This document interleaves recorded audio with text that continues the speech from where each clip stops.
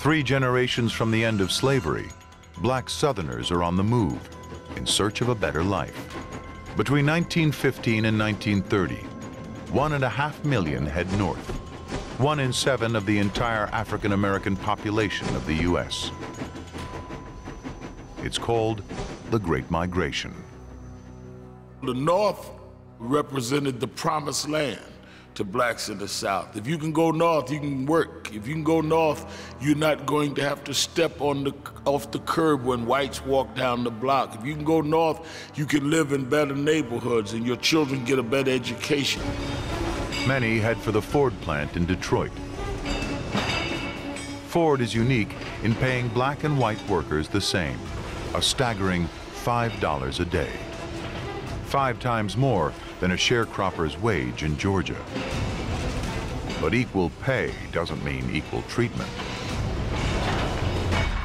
Frank Haddis is an engineer at the plant. You could have them on some dirty, rough job where there wouldn't be many whites to complain against them.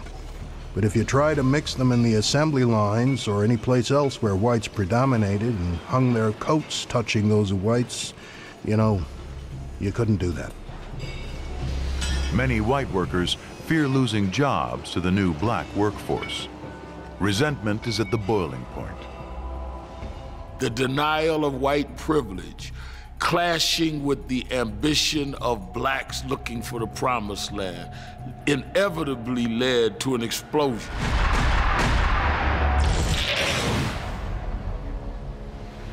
The fuse will be lit in the summer of 1919. Chicago. There's no official segregation, but it's everywhere. Even on the beaches of Lake Michigan. Whites refuse to sell their houses to blacks. Homeowners in Hyde Park and Kenwood hold a meeting. The Negro invasion of the district is the worst calamity that has struck the city. Property owners should be notified to stand together block by block to prevent such invasion.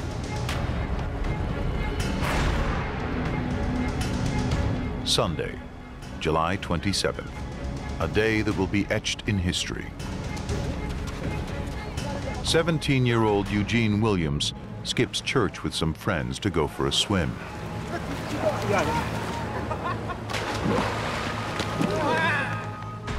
John Harris is with them.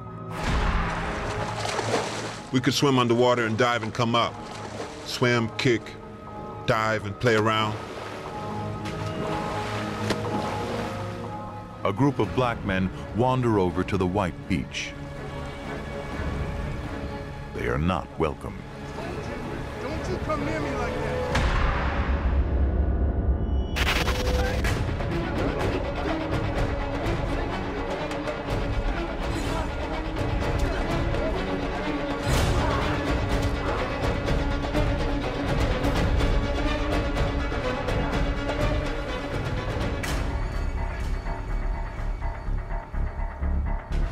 Eugene's raft is also drifting in that direction. It can only spell trouble.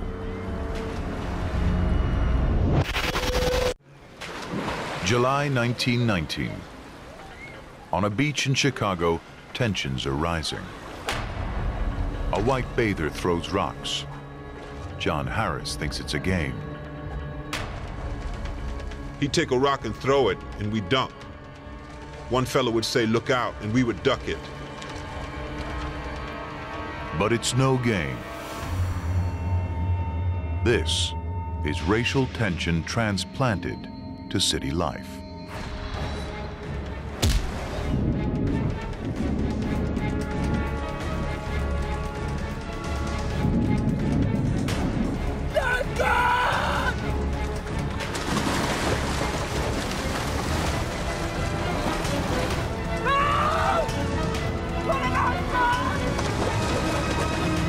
By the time they get Eugene Williams back to the beach, he's dead. The police officer on duty is Daniel Callahan. He refuses to arrest the white man who threw the fatal rock.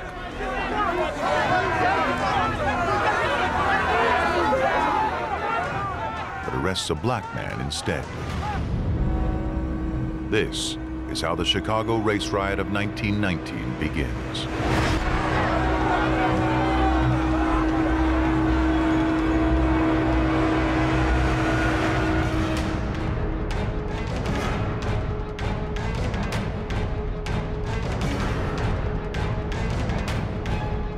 Eight bloody days,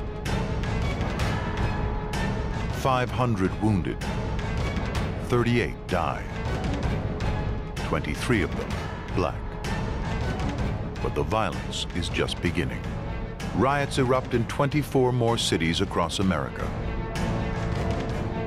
It's called the Red Summer. Many found that the Promised Land was not the promise they thought. The North was better than the South, but there was not the land of milk and honey.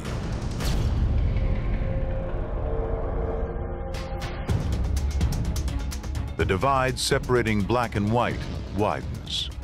Ghettos expand. Harlem in New York, Paradise Valley in Detroit, the Hill District in Pittsburgh, in Chicago, the South Side. Separate, but not equal. Black Americans are on the outside looking in, but black neighborhoods also mean black majorities. And in America, majority means power. In 1928, voters on Chicago's South Side elect Oscar DePriest, the first black congressman in the North. 80 years later, another Chicago resident becomes the nation's first black president.